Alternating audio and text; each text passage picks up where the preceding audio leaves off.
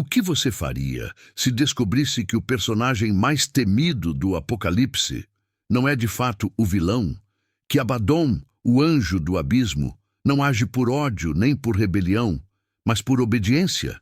A maioria lê seu nome em Apocalipse 9 e o associa automaticamente às trevas, mas poucos percebem que esse nome, antes de ser revelado como um rei do juízo, já estava escondido nas Escrituras, esperando silenciosamente sua hora de se levantar. Abaddon não surge do nada. Ele emerge de uma promessa antiga, selada nos bastidores do céu. Uma entidade temida, mas nunca livre. Um destruidor que não cria caos, apenas executa a ordem de quem tem a chave.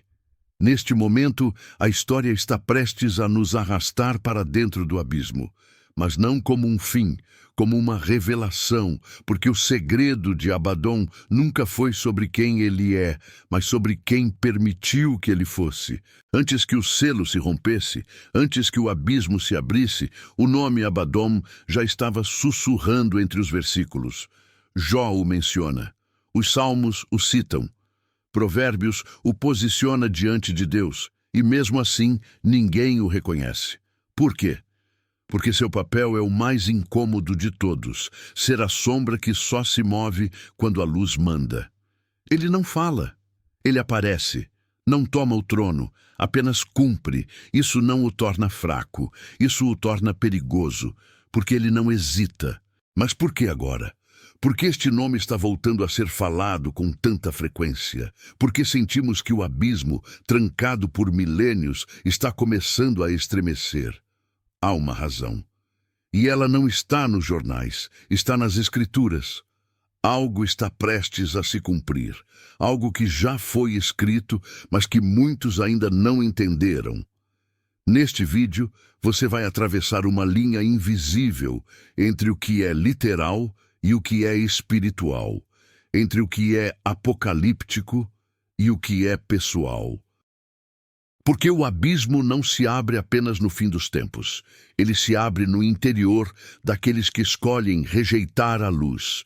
E o segredo de Abaddon vai muito além do que a teologia tradicional ousou ensinar.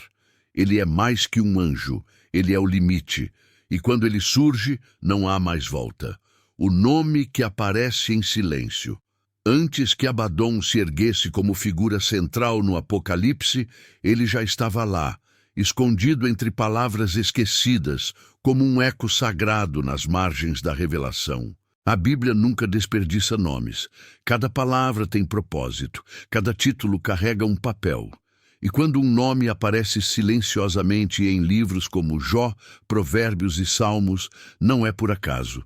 É um aviso sutil, um sussurro vindo do abismo.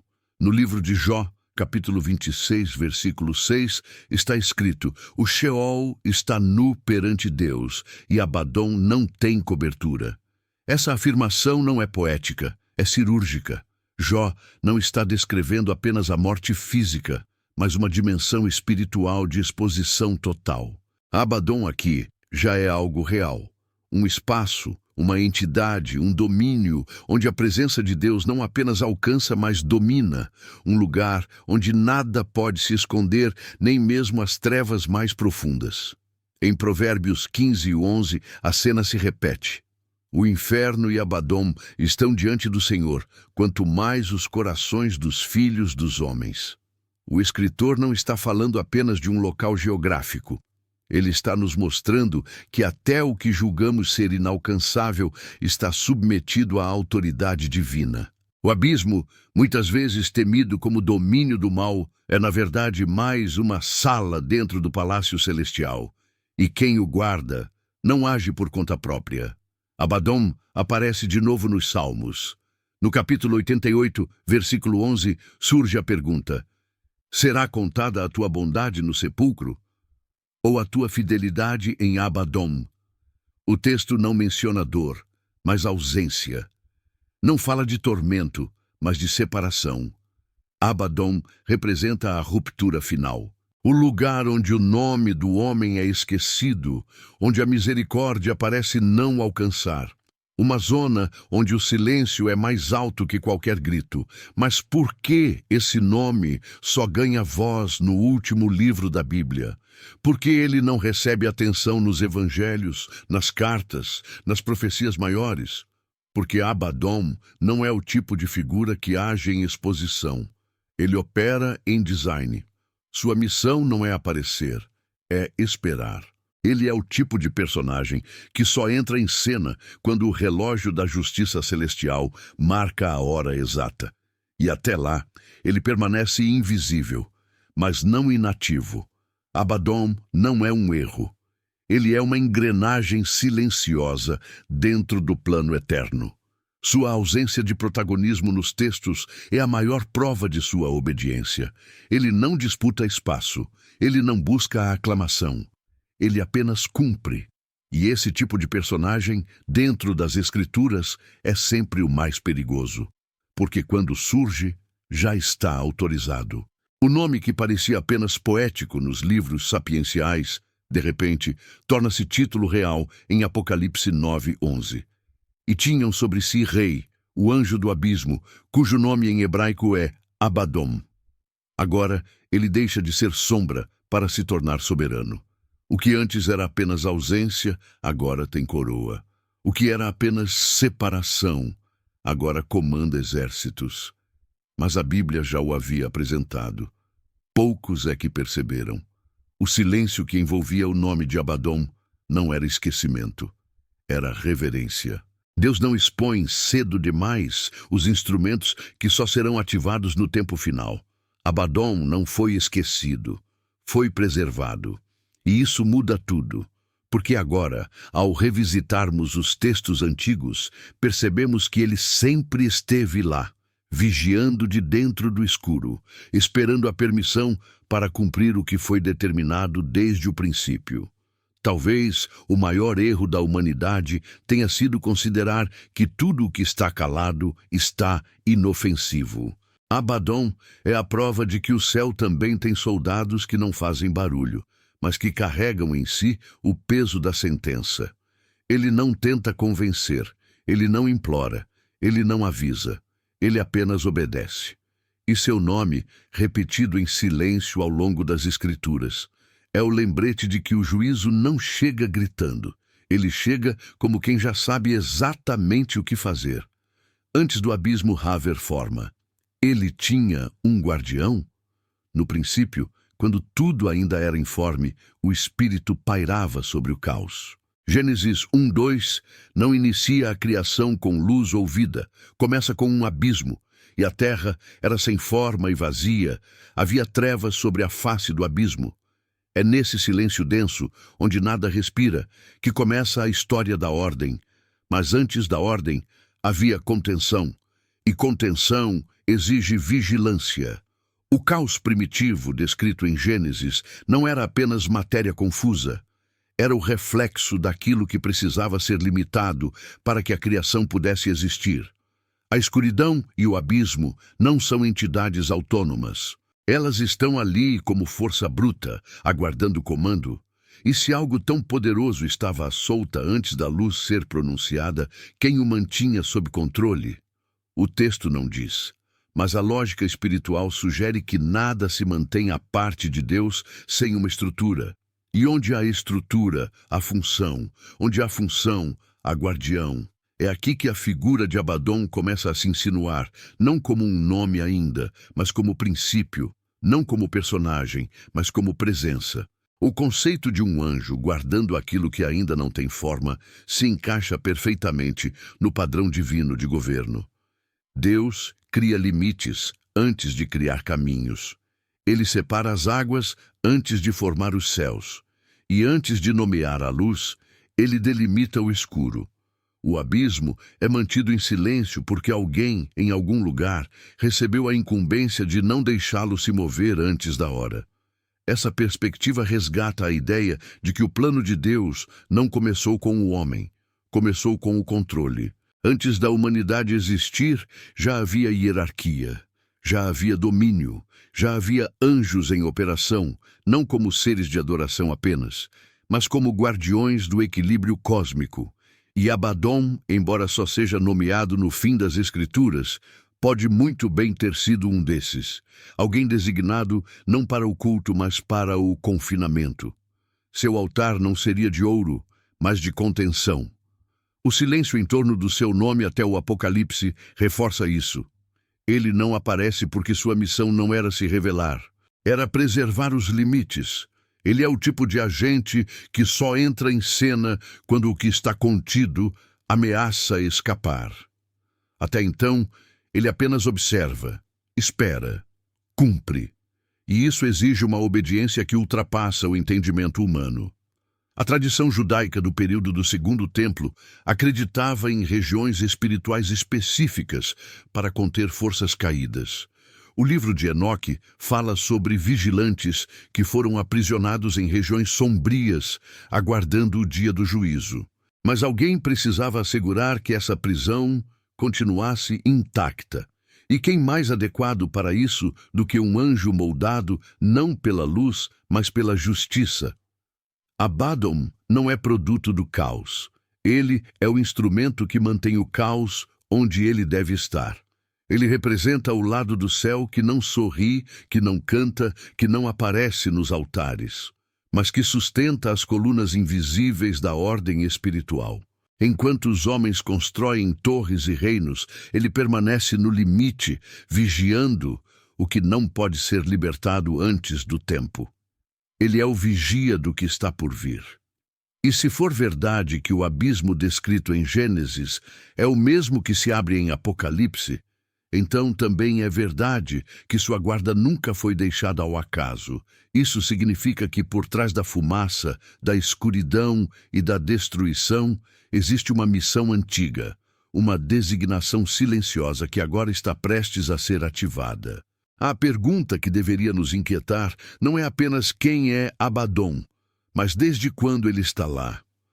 Porque se o abismo já existia antes da forma, antes da luz, antes do homem, então também já havia um guardião. E se ele agora está sendo revelado, talvez o tempo da contenção esteja chegando ao fim, o abismo no plano original de Deus.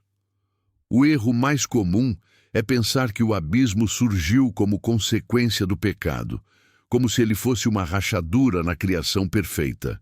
Mas a Bíblia não sustenta essa ideia. Em Gênesis, o abismo já existia antes do homem. Ele é uma das primeiras realidades espirituais descritas nas Escrituras, envolto em trevas, silencioso e completamente visível ao olhar de Deus. Isso muda tudo, porque se o abismo já fazia parte da estrutura original, então ele não é uma falha, ele é uma ferramenta. Deus não improvisa. Nada em sua criação foi acidental. Cada espaço, visível ou invisível, cumpre uma função definida. E o abismo, com toda a sua densidade espiritual, não foi um erro que Deus tolera, mas uma engrenagem que ele criou. Isso significa que o abismo não é apenas o lugar onde as coisas terminam, mas o lugar onde certas coisas são contidas, onde o juízo repousa, esperando o tempo da sua liberação. Abaddon, como guardião desse domínio, se encaixa nesse plano com perfeição assustadora. Ele não é a personificação do mal. Ele não deseja a destruição por prazer. Ele é o executor do fim, quando o fim é necessário. Ele existe não para agir quando quiser, mas quando for ordenado. Isso o torna temível, não por sua rebeldia, mas por sua lealdade ao juízo. Ele não age contra Deus. Ele age sob Deus. Quando se entende que o abismo faz parte da engenharia divina, a presença de um anjo encarregado de sua guarda deixa de parecer estranha.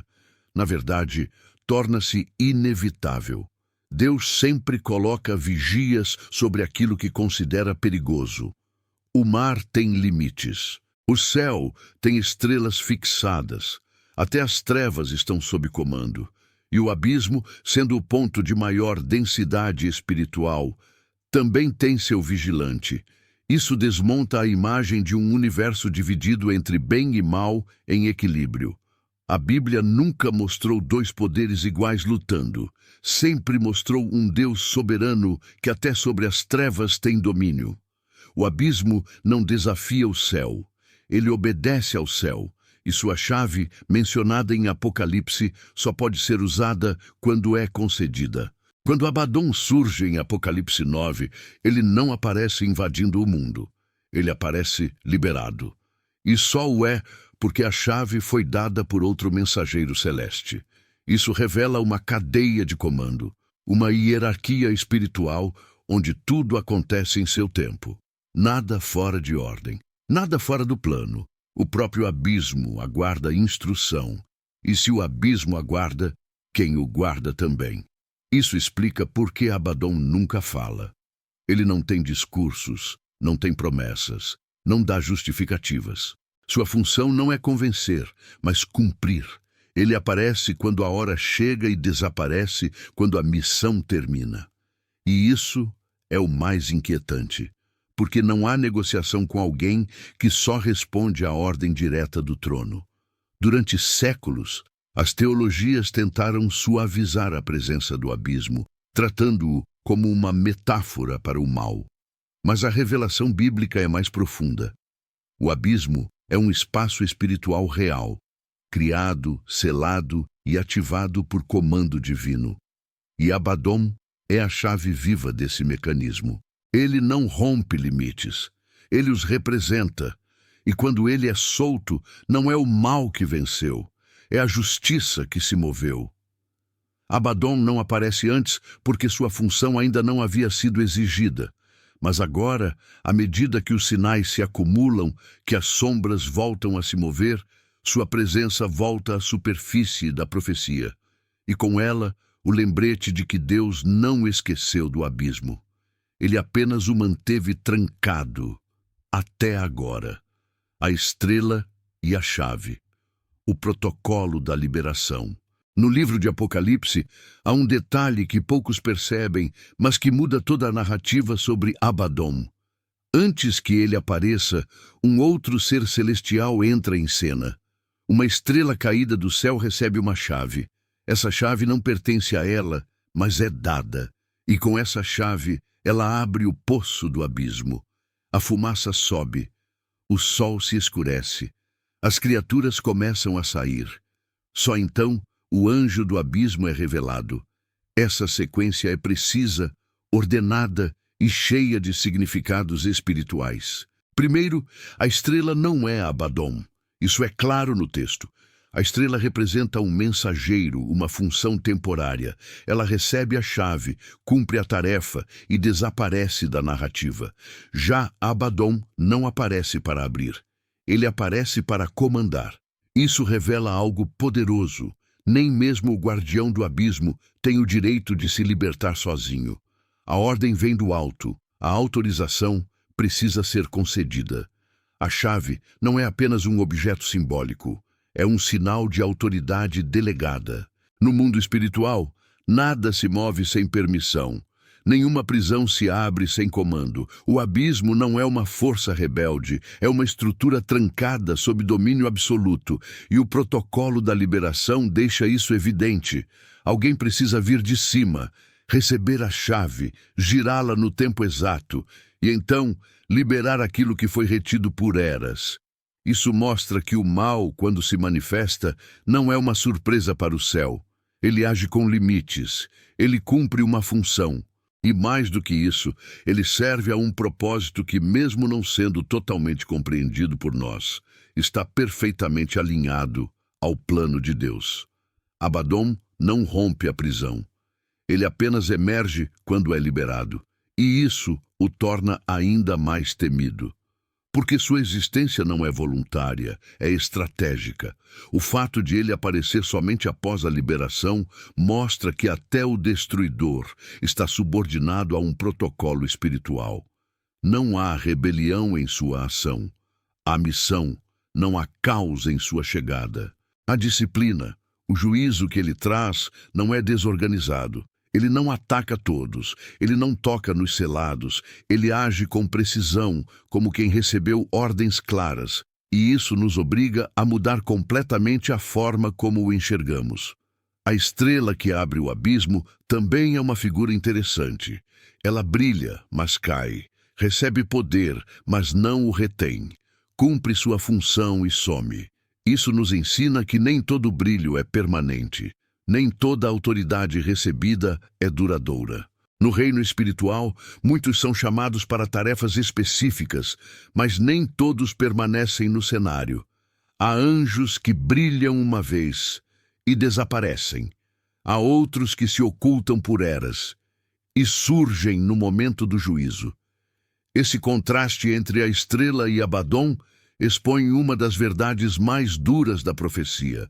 Nem tudo que parece luz tem continuidade, e nem tudo que parece trevas é rebelião. A estrela desce, a chave é dada, o selo se rompe, o abismo se abre, mas é Abaddon quem assume o comando. Isso revela que o céu opera com uma precisão que desafia a lógica humana. Nada é aleatório, nada é por impulso. Cada ser tem seu momento, cada chave, seu cadeado, cada comando, seu executor. E se a chave simboliza a autoridade, então ela também nos lembra que essa autoridade pode ser transferida, usada e depois recolhida. Ela não é um símbolo de liberdade, mas de função. A estrela não tem o controle do que está sendo solto, ela apenas obedece. Isso significa que até a abertura do abismo serve a um plano maior. Abaddon, ao surgir após a chave ser usada, representa o cumprimento exato do tempo profético. Ele não é liberto antes da hora. Ele não escapa. Ele é revelado. E sua revelação é a prova de que o juízo não foi esquecido. Apenas aguardava o momento certo para se manifestar. Quando o céu diz agora, até o abismo se move, e se esse tempo começou, então a última etapa já está em andamento, o ciclo do silêncio profético. Após o surgimento triunfante de Abaddon, em Apocalipse 9, seu nome não é mais mencionado. Nenhuma nova fala, nenhuma nova ação, nenhuma retomada de protagonismo. O destruidor, que comandou o exército espiritual mais aterrador da profecia, desaparece do texto com o mesmo silêncio com que surgiu. E esse detalhe, longe de ser um esquecimento, é um sinal, um ciclo, um padrão espiritual que precisa ser compreendido. Na Bíblia, o silêncio nunca é vazio, é sagrado. Quando Deus silencia, Ele está anunciando algo. Quando um anjo silencia, ele já cumpriu sua missão. E quando o texto silencia, ele nos convida a refletir. Abaddon surge quando o selo do abismo é rompido. Lidera a fase mais simbólica do juízo. E depois, some.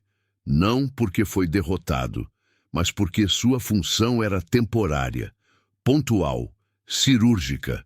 Esse padrão é comum entre mensageiros do juízo. O anjo que matou os primogênitos no Egito também não teve nome. Ele agiu, feriu e desapareceu. O anjo que colocou a espada sobre Jerusalém nos dias de Davi também não discursou, apenas executou. É como se a presença desses seres só fizesse sentido no momento exato da sentença. E quando ela termina, o silêncio volta a dominar. No caso de Abaddon, esse silêncio tem um peso ainda maior, porque ele surgiu como rei de um domínio oculto, o abismo, um local selado, temido e agora parcialmente revelado. Ele liderou criaturas estranhas, com poder para atormentar, mas não para matar. Atacaram, mas apenas os que não tinham o selo de Deus. Tudo foi feito sob um protocolo invisível, uma coreografia espiritual perfeita. E quando terminou, a trombeta seguinte soou. E ele calou. Esse silêncio não é apenas ausência de fala, é a suspensão da função. É como se o céu tivesse encerrado aquela fase e movido a atenção para outra. Abaddon volta a habitar as margens da profecia. Continua sendo o guardião, mas não mais o ator em cena. Isso nos ensina que há funções espirituais que não são contínuas, são cíclicas, são ativadas apenas em momentos de transição, de juízo, de separação. A quinta trombeta foi o palco da sua manifestação. A sexta já anuncia uma nova ordem, e o anjo do abismo, como um instrumento perfeitamente calibrado, retorna ao silêncio, sem glória, sem ruído, sem despedida, porque sua missão nunca foi sobre ele, foi sobre o que ele representava, o juízo que chega sem demora, a destruição que não negocia, a ordem que não falha. Esse padrão também se repete nas nossas vidas. Há momentos em que Deus permite que determinadas estruturas espirituais se movam com intensidade. Momentos de dor, correção, confronto, e então vem o silêncio do pós-juízo. Não porque Deus nos abandonou, mas porque a lição foi dada, a função cumprida, a fase encerrada.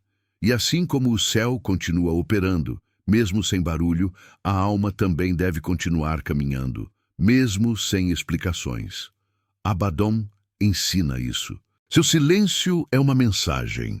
Ele não precisa aparecer de novo para continuar existindo. Sua ausência no texto não anula sua presença no plano.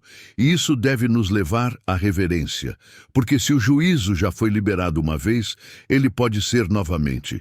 Se a chave foi entregue antes, pode ser entregue de novo. E se Abaddon calou, não significa que foi esquecido. Significa que está aguardando novo comando. A profecia é viva, ela respira, ela pulsa. E há personagens que só respiram quando ela ordena. Abaddon é um deles, um ser que não age por impulso, mas por designação.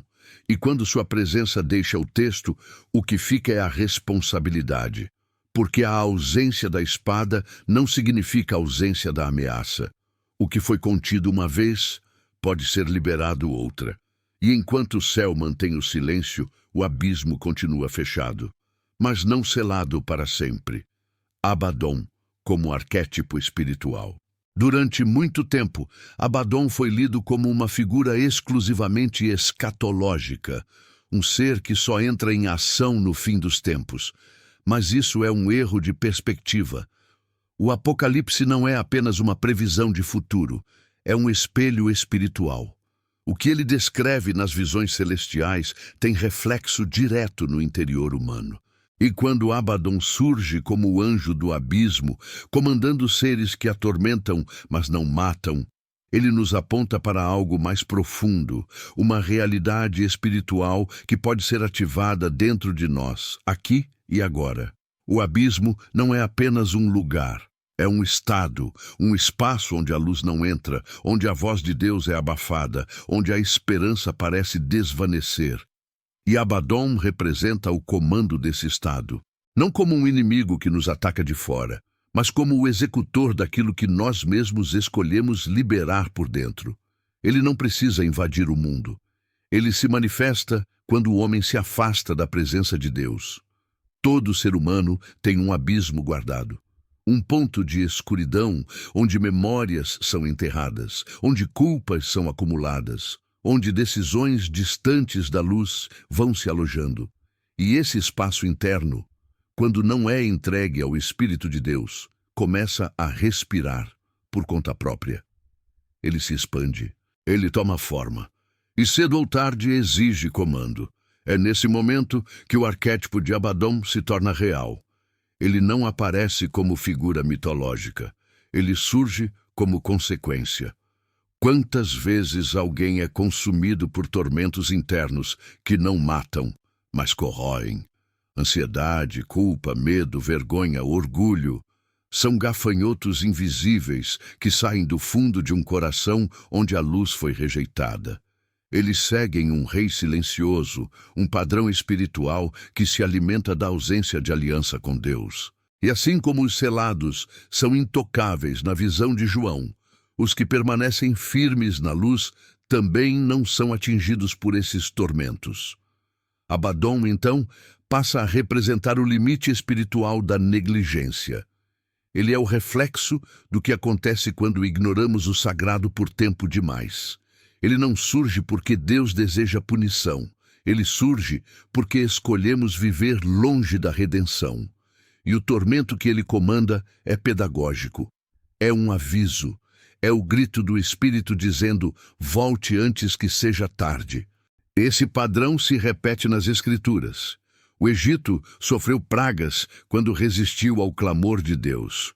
Israel foi entregue aos inimigos quando se afastou da aliança. E hoje, cada pessoa que fecha os ouvidos à verdade acaba liberando pequenos selos do seu próprio abismo. As trombetas não precisam soar no céu para que o espírito humano sofra. Basta rejeitar o arrependimento. Mas a boa notícia está na própria estrutura da profecia. Abaddon só tem acesso aos que não têm o selo. Isso significa que mesmo diante do juízo, há proteção. Mesmo quando o abismo se abre, há uma fronteira espiritual que não pode ser cruzada.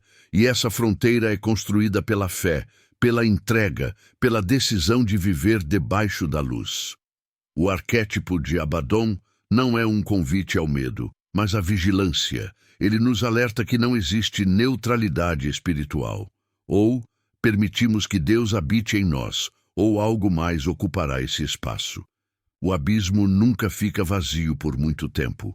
O silêncio interior, quando não é preenchido com a voz do Espírito, ecoa os gritos de tormento que vêm da ausência. E o mais perigoso é que tudo começa devagar. Uma oração esquecida, uma ferida não tratada, um pecado tolerado, uma verdade rejeitada. Esses pequenos gestos são como trincas que, com o tempo, abrem caminho para a fumaça subir. E quando percebemos, a luz já não entra, o céu já não fala, e a alma, sem perceber, já cedeu a chave. Mas há esperança. Porque o mesmo Deus que descreve o abismo também oferece a cruz. Aquele que permite a abertura do selo também é o único que pode selar de novo. E ele o faz não com cadeados, mas com perdão. A graça é a chave que fecha o buraco. O arrependimento é a trombeta que anuncia um novo tempo. A presença de Cristo é a luz que desativa o comando do abismo. Abaddon, então, se torna não apenas um personagem da profecia, mas um marcador de escolhas. Ele surge quando a luz é ignorada, mas também desaparece quando a luz é restaurada. E cada pessoa, ao ouvir essa verdade, precisa decidir: vai carregar o selo que protege ou a chave que abre o abismo? O destino oculto de Abaddon. Se o surgimento de Abaddon no Apocalipse é abrupto e aterrador, o seu destino final é ainda mais enigmático. Ele aparece em cena com poder, liderando as forças do abismo, mas depois desaparece no texto sem qualquer explicação. Isso nos leva a um ponto crítico da profecia. O que acontece com Abaddon após cumprir sua missão? Onde ele vai? Ele é julgado? Ele será destruído? Ou sua função permanece silenciosamente ativa até o fim dos tempos? Para encontrar pistas, precisamos sair de Apocalipse 9 e mergulhar em outras passagens menos exploradas, especialmente em textos como o livro de Judas e a carta de Pedro. Judas 1:6 declara que certos anjos foram aprisionados em prisões eternas, em trevas, aguardando o juízo final. E Pedro, em 2 Pedro 2:4, menciona que Deus não poupou os anjos que pecaram, mas os lançou no Tártaro, entregando-os a abismos de trevas. Esses versos abrem uma porta para a compreensão do que pode ter acontecido com seres espirituais designados para juízo, como Abaddon. O Tártaro, citado apenas uma vez no Novo Testamento, é uma referência direta à mitologia grega, mas aqui reaproveitada pelo Espírito para descrever uma dimensão de aprisionamento espiritual profunda, além do inferno, além do Sheol, além do Hades. Um lugar de isolamento absoluto. O termo indica que há níveis de contenção diferentes no mundo espiritual. E isso levanta a hipótese: Abaddon, após cumprir seu papel de destruição na quinta trombeta, teria sido selado novamente? Teria ele sido transferido para o Tártaro, aguardando o juízo final? Essa teoria se alinha ao próprio funcionamento do Apocalipse. Tudo ocorre por ciclos. Os selos são rompidos, as trombetas soam, as taças são derramadas. Mas há pausas entre os ciclos. Intervalos sagrados, silêncios narrativos. E Abaddon, como um ser que pertence ao ciclo da destruição controlada, pode ter retornado à sua contenção original. Seu nome não volta a aparecer porque sua função não está mais em curso. O mais impressionante é que nem mesmo os piores agentes espirituais estão à solta sem autorização. Tudo é regido por protocolos celestiais. Até mesmo o abismo precisa de permissão para ser aberto. Isso reforça a ideia de que Abaddon não é um espírito rebelde solto no mundo, mas uma peça obediente, ainda que terrível, no plano maior de justiça. E quando sua função termina, ele não vaga livremente. Ele volta para onde foi designado. Mas essa volta não é uma derrota. É um encerramento. O destino de Abaddon não é o castigo por desobediência como o de Satanás. É o encerramento de uma missão que fazia parte da revelação progressiva da justiça divina. Ele é o executor que desaparece após cumprir sua parte.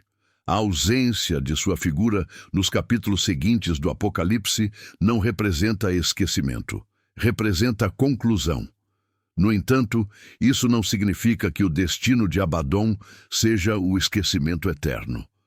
Apocalipse 21 fala de um anjo que desce do céu com a chave do abismo e prende Satanás por 1000 anos. Mais uma vez, o abismo entra em cena. Mais uma vez, a chave aparece. E ainda que Abaddon não seja mencionado, é evidente que a dimensão a qual ele estava associado continua ativa. Isso nos permite inferir que sua existência espiritual continua. Ele apenas está fora de cena, ainda contido, aguardando, talvez, o toque final do juízo. Esse destino oculto nos leva a uma conclusão desconcertante. Há mais mistérios sobre Abaddon do que certezas. O silêncio da profecia não é um vácuo, é um campo sagrado onde apenas a fé pode caminhar. Não sabemos se Abaddon será destruído, não sabemos se voltará a ser liberado, mas sabemos que sua função estava sob controle e que o mesmo controle que o liberou também o encerrou. Essa verdade precisa ecoar em nosso espírito, porque ela nos lembra que tudo, absolutamente tudo, está sujeito à vontade de Deus, até o destruidor, até o abismo, até o silêncio. Cristo versus Abaddon, o conflito definitivo. A cena não é um embate físico, mas um confronto cósmico de naturezas e propósitos. De um lado, Abaddon, o anjo do abismo, emergindo com fúria e fumaça como o executor autorizado da tormenta. Do outro, Jesus Cristo, o Cordeiro exaltado, cuja ressurreição abriu as portas da eternidade. Não se trata de uma luta entre iguais. É o embate entre a sombra e a luz, entre o instrumento do juízo e o autor da salvação. Enquanto Abaddon sobe das profundezas como figura de destruição, Cristo ascende ao céu como figura de redenção. Um lidera criaturas de horror, liberadas para atormentar os que rejeitaram o selo divino. O outro lidera hostes angelicais que louvam o nome do Deus vivo. Um tem autoridade limitada e temporária. O outro carrega em si o poder absoluto sobre o tempo, a morte e a eternidade. A oposição entre ambos não é circunstancial, é profética, intencional e cheia de significado espiritual. Abaddon aparece em apenas um ponto da narrativa apocalíptica, uma entrada breve, mas devastadora. Cristo, por sua vez, está em todo o livro. Ele é o princípio e o fim, o leão e o cordeiro, o juiz e o redentor. Cada página do Apocalipse ecoa sua presença, enquanto Abaddon é silêncio depois do estrondo. Isso nos mostra que o plano de Deus não gira em torno do terror, mas da esperança que vence o terror. A quinta trombeta libera o poço do abismo, abrindo caminho para a atuação de Abaddon. Mas a cruz do Calvário, muitos séculos antes, já havia selado a vitória sobre o mesmo abismo. Um é enviado para atormentar os que rejeitaram a graça. O outro desceu antes mesmo do juízo para oferecer salvação. Um é juízo autorizado, o outro, graça encarnada.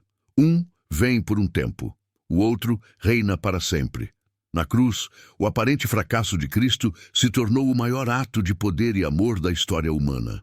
Enquanto Abaddon representa a justiça fria e funcional, Cristo encarna a misericórdia radical. Abaddon é um executor, Cristo, um substituto. Abaddon atormenta, Cristo cura. Abaddon sela o destino dos rebeldes. Cristo oferece nova identidade aos que creem. Eles operam em campos opostos de um mesmo juízo, mas com propósitos antagônicos. E mesmo assim, ambos operam sob autoridade. Cristo, por ser o Filho. Abaddon, por ser um servo. Em Apocalipse 1,18, Jesus declara: Eu sou aquele que vive. Estive morto, mas eis que estou vivo para todo o sempre, e tenho as chaves da morte e do Hades. Isso muda tudo. Porque se Abaddon tem acesso ao abismo, foi porque alguém lhe entregou a chave. E essa chave tem dono, o Cristo ressurreto. Não há espaço para temor irracional diante de Abaddon, quando entendemos que ele age apenas com permissão. O verdadeiro medo deveria ser a ausência de Cristo e não a presença do executor, porque é o Cordeiro que detém as chaves. Ele abre e fecha, ele sela e liberta, ele julga e salva. Ele é o Senhor do tempo e do destino. O contraste, portanto, não é apenas entre luz e trevas, mas entre sentido e vazio. Cristo age com propósito eterno. Abaddon cumpre um papel momentâneo. Cristo transforma. Abaddon apenas destrói o que já estava condenado.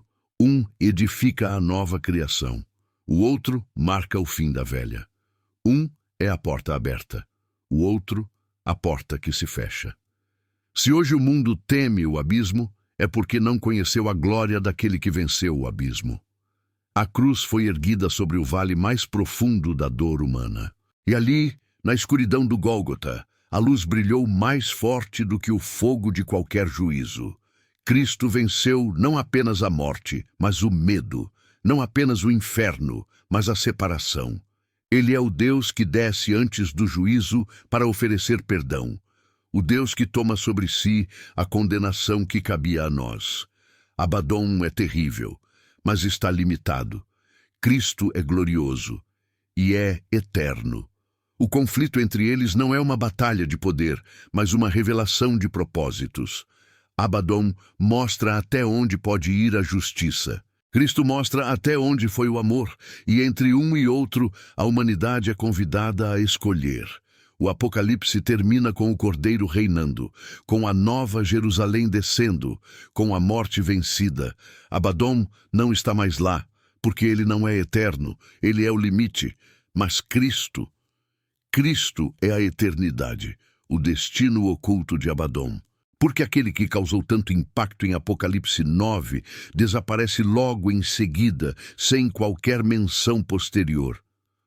Por que o ser que liderou a liberação do abismo some da narrativa como se tivesse cumprido uma única e breve missão? Esse sumiço não é negligência bíblica, é revelação codificada, é silêncio com propósito teológico. Abaddon não é um personagem comum. Ele não surge com motivações próprias, nem com ambições de rebelião como os anjos caídos. Ele atua apenas quando lhe é dada permissão. Sua existência é marcada por comando e recolhimento, e isso nos leva ao que talvez seja a chave para entender seu desaparecimento: o livro de Judas. No verso 6, Judas escreve: E aos anjos que não guardaram o seu estado original, mas abandonaram o seu próprio domicílio, ele reservou em prisões eternas, em trevas, para o juízo do grande dia. Esse trecho nos transporta para uma região espiritual rara, mencionada em 2 Pedro como o Tártaro, um abismo mais profundo que o próprio Hades. Um lugar de contenção, não de castigo imediato. E embora Abaddon não seja explicitamente contado entre esses anjos rebeldes, ele compartilha com eles uma verdade central. Ninguém atravessa as fronteiras da justiça divina por vontade própria. Ele executa e depois silencia. Não há menção de que Abaddon seja condenado, mas tampouco há sinal de exaltação. Ele não é herdeiro da luz, nem companheiro das trevas rebeldes. Ele é o limiar, a muralha, o que fica entre os mundos como sentinela do caos contido. E quando o tempo da sua atuação termina, ele não protesta, ele não resiste, ele se cala, porque até o silêncio dos céus é sagrado. Essa obediência incondicional revela algo desconcertante. Nem todo ser assustador na Bíblia é um inimigo. Alguns são ferramentas divinas, como bisturis, que cortam apenas sob ordem. Abaddon não governa o abismo, ele apenas o guarda quando autorizado. Ele não escolhe o momento de agir. Ele é liberado e depois recolhido.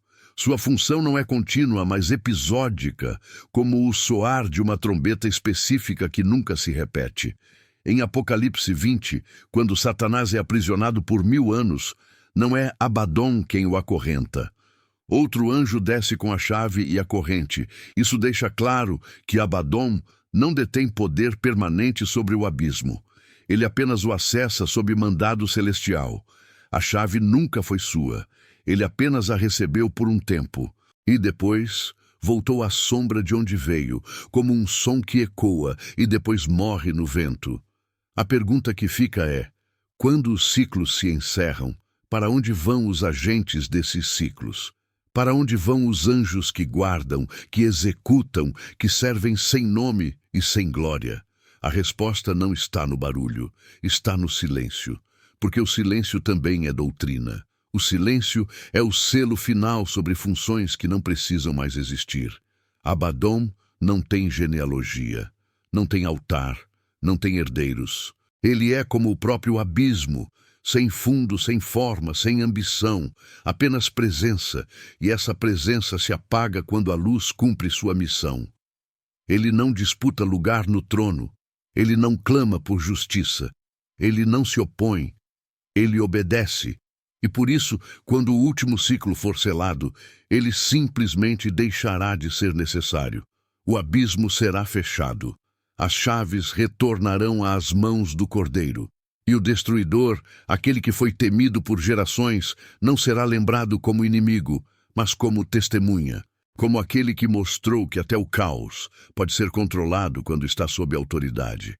Abaddon é o lembrete vivo de que até o mais temido só existe enquanto Deus permite. E quando a vontade divina é cumprida, nem mesmo o terror resiste à ordem de desaparecer. O selo está pronto para fechar. Chega um ponto na história sagrada em que o silêncio fala mais alto do que os trovões, e o abismo, que um dia se abriu com fúria e fumaça, é selado por uma decisão irreversível do céu. É o momento em que tudo o que precisava ser dito já foi dito, tudo o que precisava ser mostrado já foi revelado. Agora, não se trata mais de advertência, mas de encerramento, não de apelo, mas de veredito. O tempo que Deus concedeu à terra entra em seus minutos finais. Apocalipse 20 revela a imagem final do abismo. Um anjo desce do céu com uma chave em uma mão e uma grande corrente na outra. Ele prende Satanás e o lança no abismo, o mesmo que outrora fora aberto sob a autorização divina na quinta trombeta. Mas agora o gesto é inverso. O abismo não se abre para libertar, mas para aprisionar. O selo que é colocado não é temporário nem simbólico, é absoluto, é o fim. E o que mais impressiona é a ausência de Abaddon. Aquele que foi o guardião da fumaça, o executor do tormento, o nome que aterrorizou a humanidade em Apocalipse 9, agora não aparece mais. Silêncio total. Não há despedida, não há julgamento visível, não há ascensão nem queda, apenas ausência. E essa ausência grita, porque ela revela que sua função terminou, que sua missão foi encerrada, que o próprio céu apagou seu nome da nova fase do plano eterno. Abaddon não é uma figura para adoração nem para pavor. Ele é uma linha limítrofe entre o tempo e o juízo, entre a escolha e a consequência. Quando o abismo se fecha, ele desaparece porque sua presença já não é mais necessária. Isso revela algo profundo sobre a estrutura espiritual do universo. Tudo o que Deus criou tem um tempo, uma função e um limite. Inclusive o abismo, inclusive seus guardiões. O selo final representa o fechamento completo de todas as possibilidades de reversão. O que estava aberto para advertência agora é lacrado para punição. O que antes era uma chance, agora é uma sentença. E aqueles que recusaram a luz viverão com o peso dessa escuridão selada para sempre. O que restará será o ranger de dentes, não por falta de misericórdia, mas por excesso de resistência à graça. E é por isso que o tempo presente é tão sagrado, porque ainda é tempo de escolha, ainda existe voz, ainda há evangelho, o selo ainda não desceu. Mas ele está à porta, e quando o anjo do fim fechar o poço, não será apenas o inferno que se encerrará, será o fim da dúvida, o fim da espera, o fim da esperança para quem não creu. E ao mesmo tempo será o início de uma eternidade para quem decidiu carregar a chave do reino, e não a do abismo. A cruz de Cristo é essa chave, o único selo que tem poder de abrir a eternidade e fechar o inferno. Nele, o Cordeiro assumiu a fumaça, para que você pudesse ver a luz. Ele desceu ao poço para que você subisse à glória. Ele enfrentou o abismo para que você jamais precisasse saber como é ser selado fora da presença divina. A trombeta já ecoou. A fumaça já foi liberada. O juízo já começou. O que falta agora é a última escolha. Qual chave você vai carregar? Aquela que libera o destruidor ou aquela que abre os céus? O selo está nas mãos do céu, mas a decisão está nas suas. Quando o último selo for quebrado e o tempo der lugar à eternidade, o mundo enfim entenderá que nada, absolutamente nada, escapou ao plano perfeito de Deus. Nem mesmo Abaddon, nem mesmo o abismo, porque até o silêncio do juízo revela a sabedoria do céu. O que hoje parece um mistério inalcançável, amanhã será revelação, e o que agora nos causa temor pode ser justamente o que nos empurra para os braços da graça. O destino de Abaddon não é um fim em si mesmo, é um lembrete de que o céu está no controle, de que a autoridade ainda pertence ao Cordeiro e de que até os elementos mais sombrios do Apocalipse obedecem à voz do Santo. Você que chegou até aqui, que mergulhou neste mistério, que ouviu com o coração aberto, saiba, a batalha nunca foi apenas sobre anjos e abismos, foi e sempre será sobre o lugar que Cristo ocupa em sua vida. Porque a pergunta não é se o abismo existe. A pergunta é, você já encontrou aquele que tem as chaves para selá-lo? E se essa mensagem falou com você? Se algo dentro de você despertou, então eu te convido, não apenas a refletir, mas a caminhar conosco. Aqui no canal Bíblia Além do Véu, nós atravessamos as sombras em busca da luz, desvendamos os enigmas do invisível com reverência e buscamos a verdade por trás do véu que o mundo não vê.